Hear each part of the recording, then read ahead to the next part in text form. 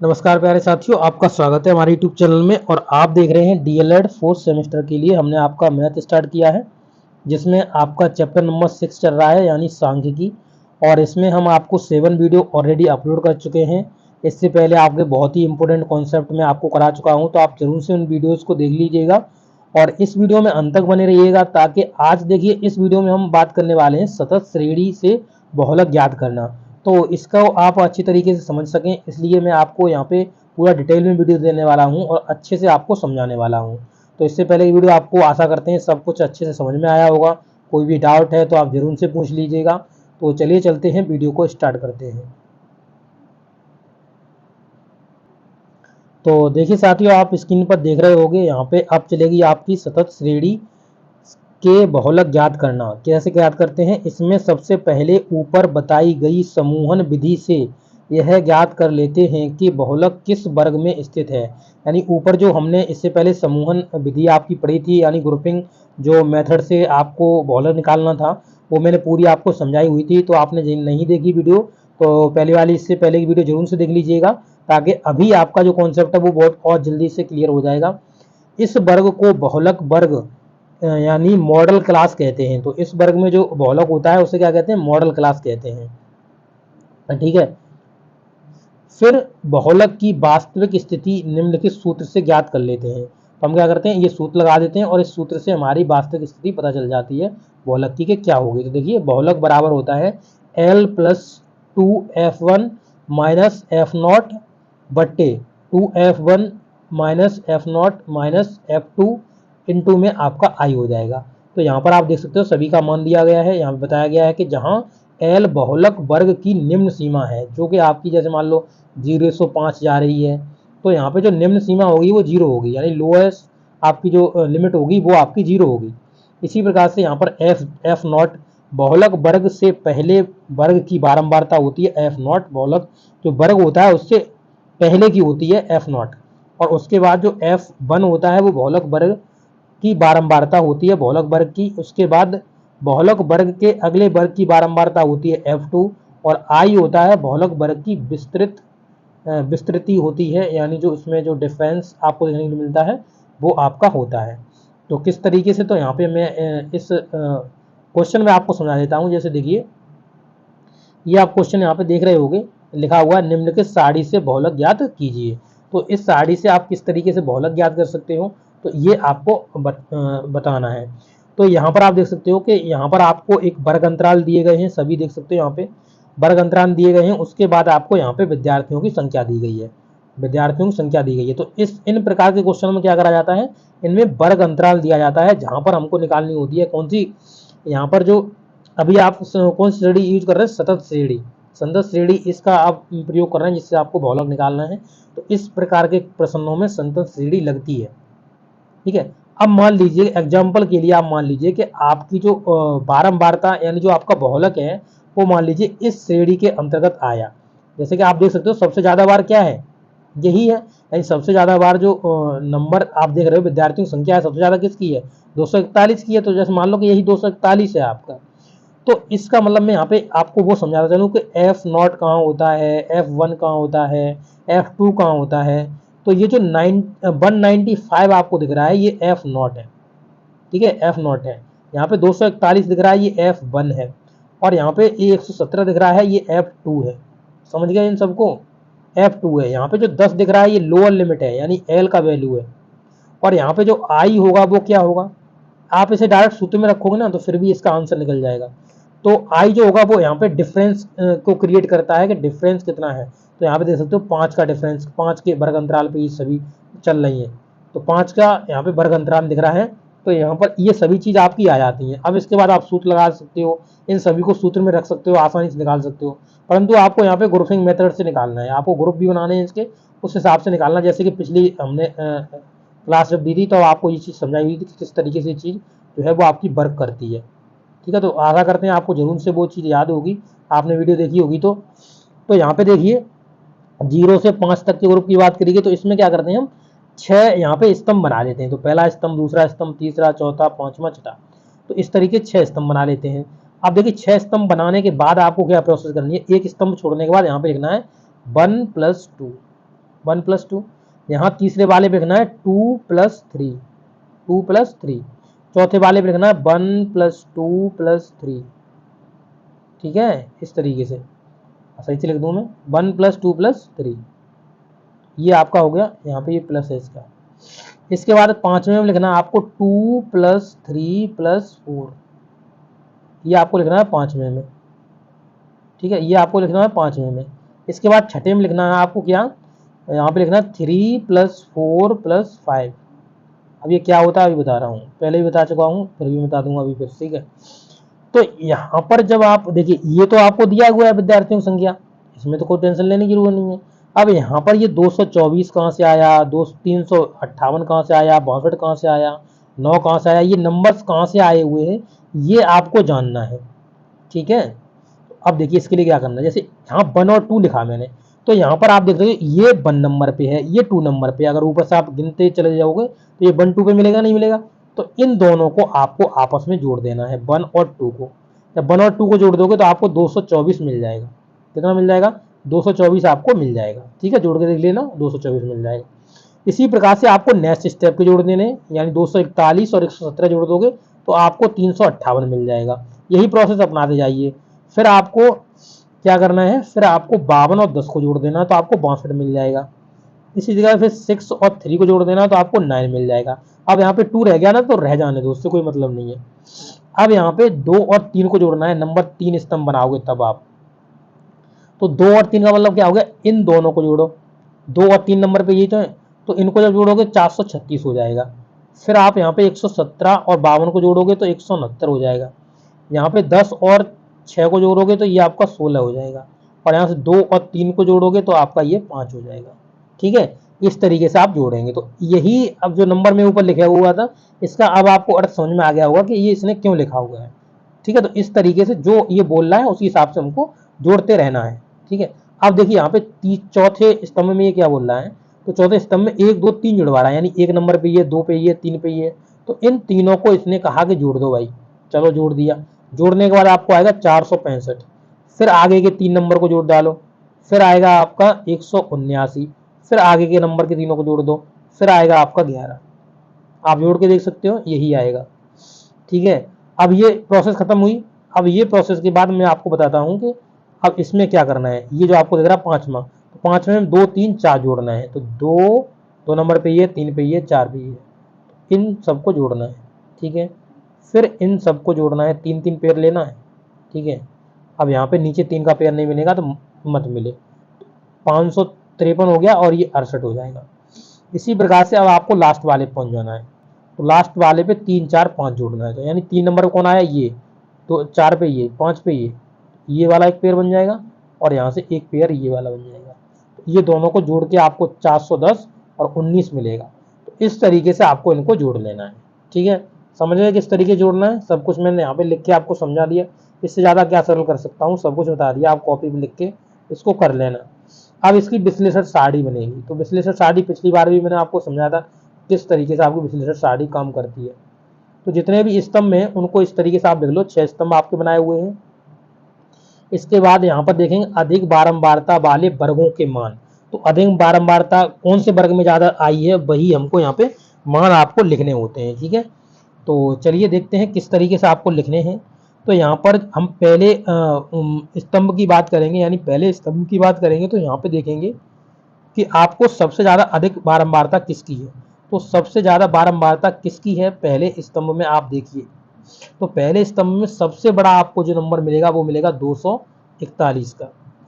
241 का मिलेगा। तो आप यहाँ पे देख सकते हो 10 और 15 इसकी लिमिट है, यानी 10 से 15 के बीच में है इसकी।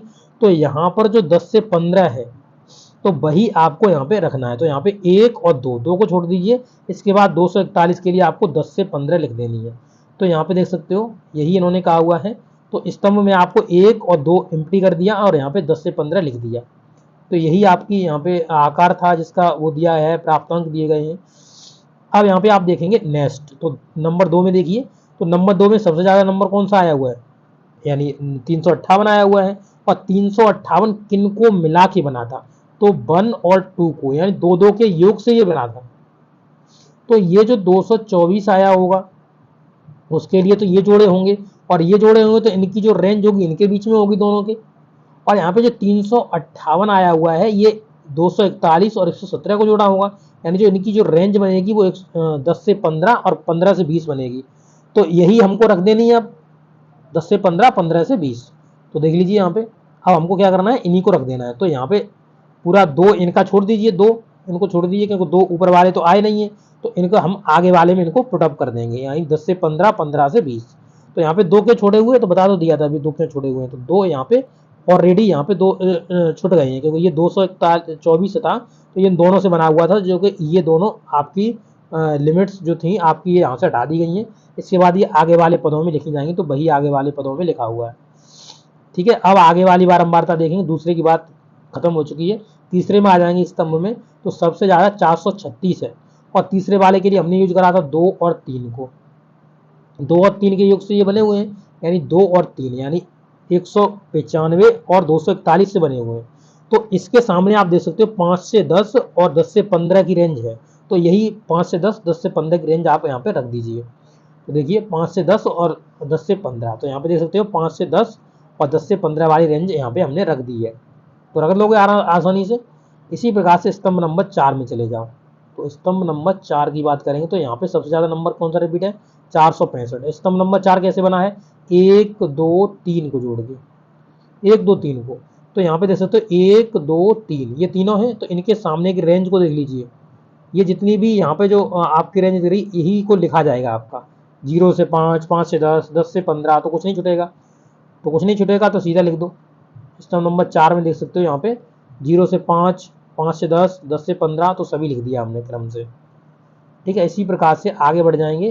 तो स्तंभ नंबर 4 की बात होगी, स्तंभ नंबर 5 में जाएंगे, और ये यहाँ पे 553 दिख रहा है, ये 5 का कैसे बना था, 2 3 और 4 से बना था, 2 और 3 4 के योग से बना था।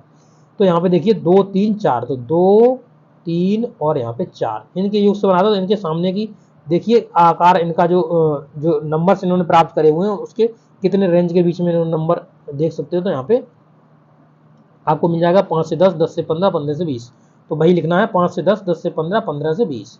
तो यहाँ पे 5 में देख सकते हो, 5 में यही लिखा हुआ है, क्या लिखा हुआ है, 5 से 10, 10 से 15, 15 से 20, इसी तरीके से रखना है। अब 6 में चले जाएंगे, तो 6 में देखिए सबसे बड़ा नंबर कौन सा है, तो 6 में सबसे बड़ा नंबर है 410, और ये बना कैसे था, तो 3 4 और 5 से बना था, 3 4 5 से।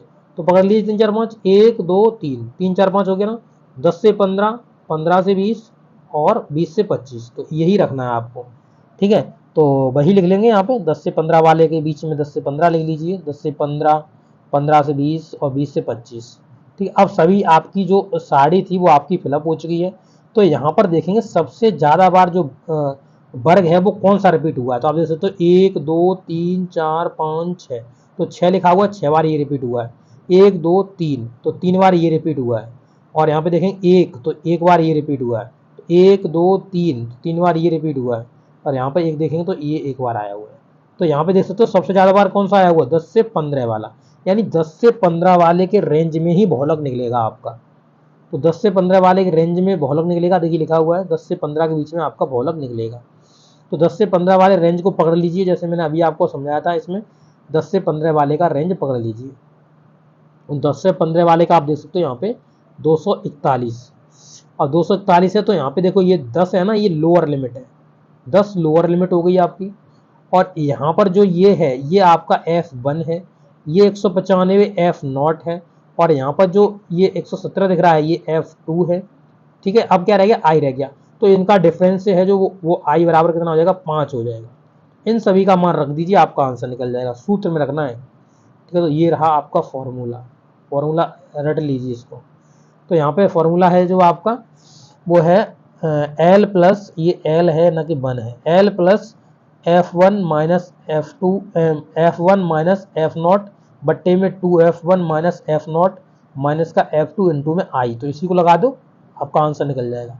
तो इसमें सभी वैल्यूएशन रख देंगे, और रखने के बाद आपका आ गया 11.35, 11.35 आपका इसमें हो गया। ठीक है, तो इस तरीके से आप इसके क्या कर सकते हैं, इसके सभी क्वेश्चनों को निकाल पाएंगे, आपको कोई भी प्रॉब्लम इसमें नहीं होगी। ठीक है, इस तरीके से आप इसको कर सकते हैं। चलिए मैं इसे भी खत्म कर देता हूँ, इसी में बहुलक वाले को। इसके जो दोष गुण हैं इनको भी मैं थोड़ा समझा दूं आपको। इसका भाव शीघ्रता से मस्तिष्क में अंकित हो जाता है। तो आपको पता है बहुलक को करना आसान है फाइंड करना। अगर आपको कोई एक सीरीज दी जा रही है, उसमें आप जितने बार वो ज़्यादा बार रिपीट हुआ तो आप आसानी से उसको निकाल सकते हो।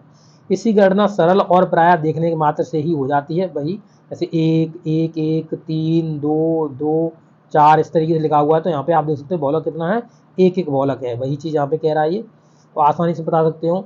यदि बाह्यतम पद बहुलक वर्ग संभाग के पद नहीं है, यानी जो बाह्यतम पद हैं वो बहुलक के पद नहीं है, तो बहुलक इन पदों से प्रभावित नहीं होता है। बाहर वालों से कोई मतलब नहीं इसे लेना देना, और न ये इनकी गणना के लिए आवश्यक होते हैं।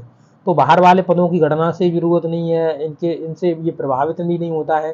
जो सबसे ज़्यादा बार रिपीट हुआ होता है उनसे ही, उन्हीं को ये बहुलक बता देता है।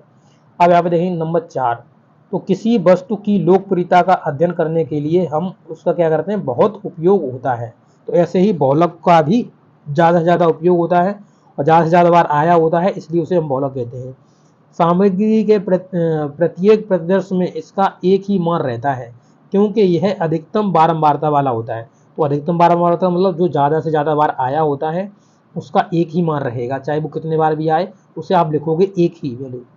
यह आलेख द्वारा भी ज्ञात किया जा सकता है। तो आलेख के माध्यम से भी आप इसको निकाल सकते हैं, ज्ञात कर सकते हैं। इसके दोष देख लीजिए, यह कभी कभी अस्पष्ट और अनिश्चित होता है, जैसे शहर की पृष्ठभूमि आकार के कई अर्थ लगाए जा सकते हैं। तो आप देख सकते हो शहर की पृष्ठभूमि है, उसके बहुत सारे आकार हो सकते हैं, उसे बहुत तरीके से लगाया जा सकता है, इसलिए इसमें यहाँ पे इसका दोष मिलता है। जब किसी सांख्यिकीय माला में एक से अधिक बहुलक होते हैं तो इसकी गणना कठिन होती है। तो अभी आपको बताया था खंडित श्रेणी का, इससे पहले लगभग 7वीं वीडियो में बताया था ये चीज़ मैंने। तो उसमें क्या होता है, इसका बहुलक का जो गणना करना होता है वो कठिन होता है, उसमें ग्रुपिंग मेथड होता है, ग्रुपिंग मेथड से बनाया जाता है। परंतु मैंने उसके आपके लिए बहुत ही आसान कर दिया था, आपको बहुत अच्छी तरीके से बता दिया। जैसे इसी क्वेश्चन में मैंने पीछे आपको कराया है सतत श्रेणी का, तो वहाँ पे भी आपने देखा ये चीज़। बहुलक को कुल पर्यवेक्षणों की संख्या से गुणा करने पर पर्यवेक्षणों का योग प्राप्त नहीं होता है। तो जितने भी, जैसे मान लो कि यहाँ पे एक नंबर्स दिए जा रहे हैं 1 1 1 3 6 6, तो यहाँ पर आप देखोगे बहुलक कितना है, यहाँ पे बहुलक है वो आपका कितना है, यहाँ पे 1 है। तो 1 और यहाँ पे टोटल नंबर ऑफ, यहाँ पे अंक कितने, मतलब कितने बार रिपीट हुए, 1 मतलब कितने पद हैं, 1 2 3 4 5 6, तो 6 से मल्टीपल करोगे तो यहाँ पे 6 आएगा। परंतु इसका जब योग करोगे तो आपका ये 6 योग नहीं आएगा, 3 तो ये हो गया, 3 ये हो गया, 6 6 18, तो इससे 18 हो जाता है। तो इसलिए इनका योग इसके बराबर में नहीं रहता है कभी। तो यही कह रहा है, इसकी गणना सब निरीक्षणों द्वारा नहीं की जा सकती है। इसकी गणना निरीक्षणों पर आधारित नहीं होती है, यानी निरीक्षणों जो आपके वैल्यूएशन दी गई है उसके आधार पर ये नहीं होती है गणना। ठीक है, तो यही कह रहा है। यहाँ पर आगे देखेंगे और कह रहे हैं 2-3 पॉइंट और हैं इसके। यदि बाह्यतम पदों को महत्व देना हो तो बहुलक का प्रयोग ठीक नहीं है, वहां पर आपका समांतर माध्य का प्रयोग करा जाता है, न कि बहुलकों का प्रयोग करा जाता है। तो समांतर माध्य हमेशा जो आपका आउटर जो आपके नंबर्स होते हैं उनसे वो प्रभावित हो जाता है। मान लीजिए यहाँ पे 5 है, यहाँ पे 150 है, तो इनसे ये क्या हो जाता है, ये प्रभावित हो जाता है। इसलिए यहाँ पर आप किसका समांतर माध्य का प्रयोग कर सकते हैं। आसमान विस्तृति वाले वर्गों में इसकी गणना एक सूत्र से नहीं की जा सकती है। तो आसमान जो विस्तृति होती है उसमें एक सूत्र से इसकी गणना नहीं कर सकते हैं, उसमें बहुत सारे आपके चीज़ें यूज होती हैं। तो वही कह रहा है, आसमान होती हैं जिसमें मतलब अलग अलग होते हैं टर्म्स, उसमें जैसे हमने बात करी थी 7वें वीडियो में, तो वो आप जरूर देखिए। इस पर बीजगणित के सूत्रों का प्रयोग नहीं किया जा सकता है। तो बीजगणित के सूत्र का प्रयोग करके इसको बहुलक को निकालना आसान नहीं है, कठिन है, मतलब एक तरह से निकालना पॉसिबल नहीं है अगर आप करते हो। जैसे मान लो कि x+1, ठीक है, x+2, इस तरीके से आपका कुछ नंबर्स बीजगणित के जो डायग्राम नंबर्स हैं उनको यूज करके बनाया जाए, या मान लो x y z करके आपका बनाया जाए, तो उस पर ये प्रयोग में नहीं होता है। इसका प्रयोग व्यापार जगत में बहुत अधिक होता है, क्योंकि जो ज़्यादा प्रसिद्ध होता है, ज़्यादा बार रिपीट होता है, उसी को बहुलक कहा जाता है। तो वही चीज़ यहाँ पे बता रहा है। अब आगे देखें, देखिए इसके सभी जो क्वेश्चंस हैं उनको मैंने नोट्स के माध्यम से तैयार कर लिया है। तो मैं नोट्स के माध्यम से मैं आपको सभी क्वेश्चनों को इनको कराऊंगा। ठीक है, तो ये वीडियो आपको कैसा लगा है, अच्छा लगा तो अपने दोस्तों के साथ जरूर शेयर करिएगा। मिलेंगे नेक्स्ट वीडियो में। Okay, thank you.